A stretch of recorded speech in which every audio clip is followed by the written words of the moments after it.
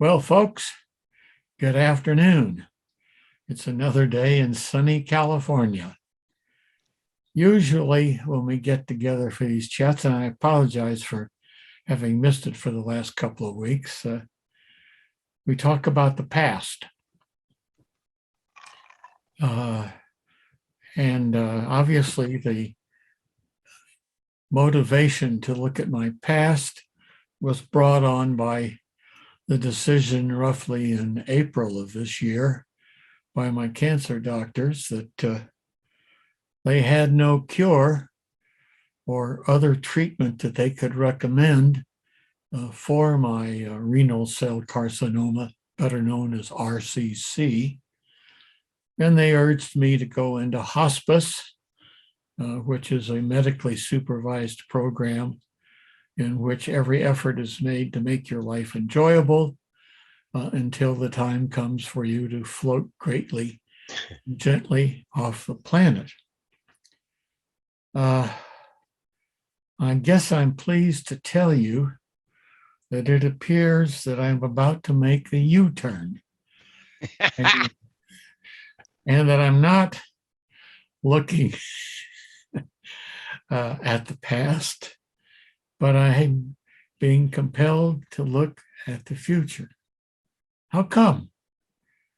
Well, even though I'm was until say the start of last week under the control of hospice and its very limited medical support, I'm also still within the grasp of my cancer doctor. And he discovered in late August that Merck had come out with a new drug called Welireg, Welireg,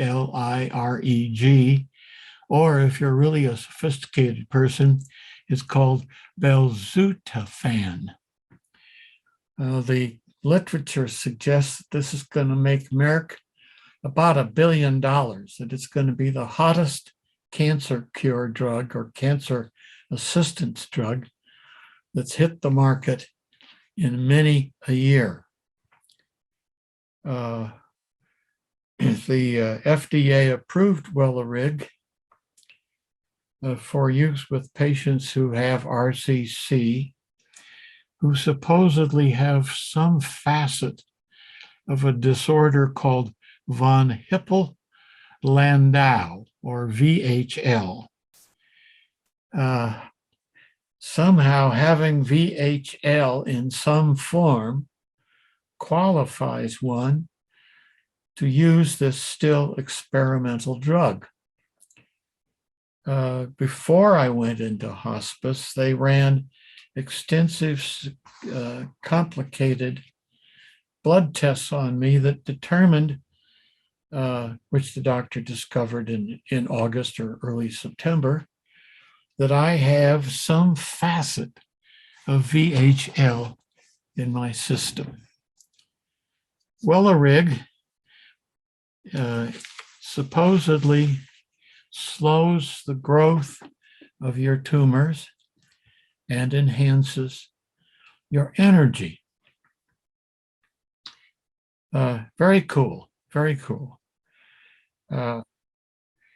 And as we proceeded to transition me from hospice to regular medical care, that is the stuff that gets you into hospitals and doctors, and my military medical care, TRICARE for Life, they began to discover more and more that it looked like this would be appropriate for me. My doctor talked with his mentors and peers at Stanford Cancer, and they all got wildly excited, saying that this was a perfect fit for me with my current medical composition. So they pulled me out of hospice. They put me back in Medicare and TRICARE for Life. They run blood tests on me and they give me a scan.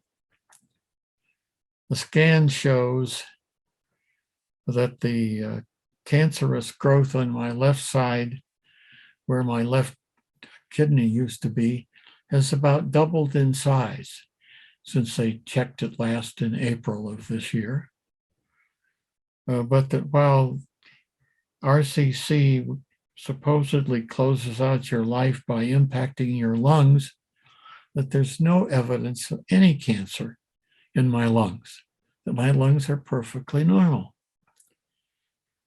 So last Friday, I took a big swallow and took 3 of these pills. If you buy them individually, they cost $354 a piece, or $26,000 a month.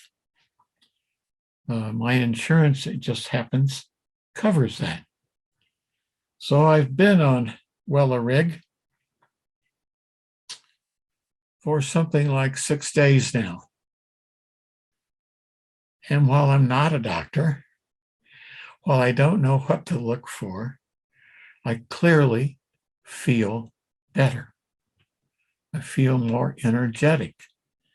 Mel is absolutely positive that I look better and feel better and am better. And I've been able to do more things each day since I started taking these damn pills.